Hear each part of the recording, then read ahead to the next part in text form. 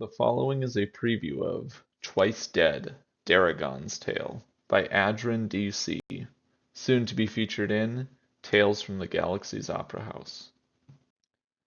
Daragon closed his eyes and exhaled slowly.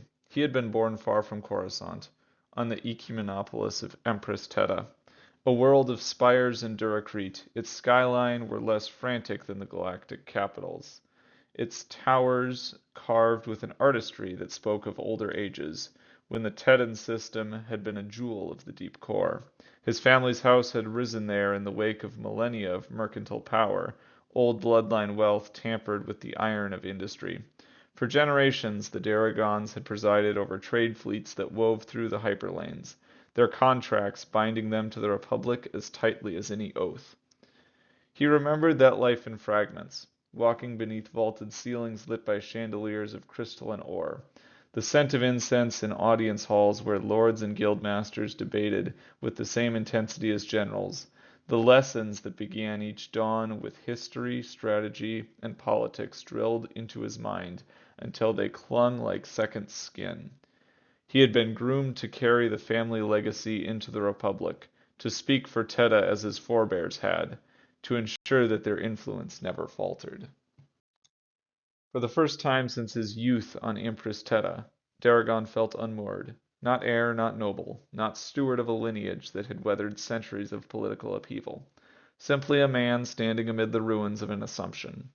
This was not grief. Grief implied loss. This was rehearsal. Time, however, was tightening. Security patrols multiplied in the skies. Senate access corridors remained restricted. Information traveled faster than truth, and truth, once delayed, rarely survived intact. Daragon felt the pressure not as fear, but as inevitability. The city was closing its fist. Some exits only worked if no one noticed they had been planned. He opened his eyes and addressed his reflection, as though reminding it that it still bore a name. Led Daragon, he said quietly. The estate swallowed the sound without echo. In a day, music would fill the Galaxy's Opera House.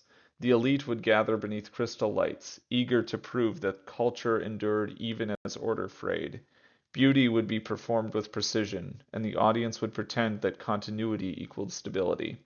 Daragon would be among them, not as a noble, not as a voice of influence, but as a man preparing to step out of history's line of sight. It would be the last opera he attended for a very long time, perhaps forever. He did not linger on the thought. Lingering invited hesitation, and hesitation was a luxury the Republic itself no longer possessed. Instead, he turned from the window and crossed the atrium, already composing the words he would use when he reached out to the one person who might understand what was coming. A friend from simpler times. A man who had watched institutions fail at blaster point and lived with the knowledge afterward. Yes, it was time.